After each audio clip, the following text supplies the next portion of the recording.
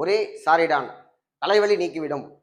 சாரிடான், கால்பால், டோலோ 650, விக்ஸாக்ஷன் 500 இது எல்லாமே பார்த்தோம்னா பாராசிட்டமால் அப்படிங்கிற ஒரு பேசிக்கான டேப்லெட். அப்ப இந்த பாராசிட்டமால் அப்படிங்கிறது பொது மருந்து, ஜெனரிக் மெடிசன் சொல்லுவாங்க. இந்த ஜெனரிக் மெடிசனை மக்கள்கிட்ட கொடுக்கறதுக்காக உருவாக்கப்பட்டதுதான் முதல்வர் மருந்தகம்.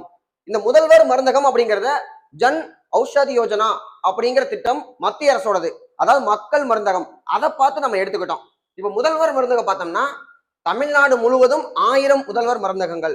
இந்த திட்டத்தை 24/2/2025 இந்த வருஷம் ஸ்கீமு முதல்வர் வந்து தொடங்கி வச்சார். சென்னையில 3 லட்சம் ரூபாய் கொடுப்பாங்க 2 தவணையா.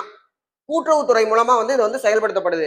75% வரைக்கும் மெடிசனுடைய விலை குறைவா இருக்கும். மற்ற மருந்துக்கும் இந்த மருந்துக்கும் விலை அவ்வளவு குறைவா இருக்கும். இதுல தொழில் முனைவோர் 500 பேரு, கூட்டுறவுத்துறை நேரடியா ஒரு 500 பேரு. இதன் மூலமா வேலை வாய்ப்பு பார்த்தோம்னா பிஃபார்ம், டிஃபார்ம் முடிச்சவங்க 1500 பேருக்கு வேலை வாய்ப்பு கிடைக்கும். பயனாளிகள் யாருன்னு பார்த்தோம்னா நீரிழிவு நோய், டயாபெட்டிஸ், ரத்த கொதிப்பு. நேத்து கூட ரத்த கொதிப்பு மத்திய மாநில உறவுகளுக்காக பேசியிருந்தோம். அதுக்கு லாங் வீடியோ இருக்கு மத்திய மாநில உறவுகளுக்கு, அதையும் பாருங்க. அடுத்து இதய பாதிப்பு, இவங்க எல்லாம் ரெகுலரா டேப்லெட் சாப்பிடணும். அப்ப இவங்களுக்கு இந்த மருந்தகம் ரொம்ப யூஸ்ஃபுல்லா இருக்கும். இதே மாதிரி சென்ட்ரல் கவர்மெண்ட் ஸ்கீம் பாருங்க. பிரதமர் பாரதிய ஜன் ஔஷதி பரியோஜனா, PMBJP அப்படின்னு ஒரு பேர் அமைஞ்சிருச்சு, அமையிற மாதிரி வச்சிருக்காங்க. PMBJP அப்படின்னு சொல்லிட்டு தரமான மருந்துகளை வந்து குறைந்த விலையில குடிக்கணும். மலிவு விலை மருந்துகள் தான் அதனுடைய நோக்கம். 50 to 80% வந்து விலை வந்து குறைவா இருக்கும். அப்புறம் வேலை வாய்ப்புகள் மூலமா இது வந்து வேலை வாய்ப்புகள் கண்டிப்பா கிடைக்கும். ஏன்னா அதுல மெடிக்கல் வந்து வேலை செய்யணும் இல்லையா, வேலை வாய்ப்புகள் கிடைக்கும். ஜெனரிக் மெடிசனை மக்களிடையே பரப்புறதா முக்கியமான நோக்கம், பொது மருந்துகள்.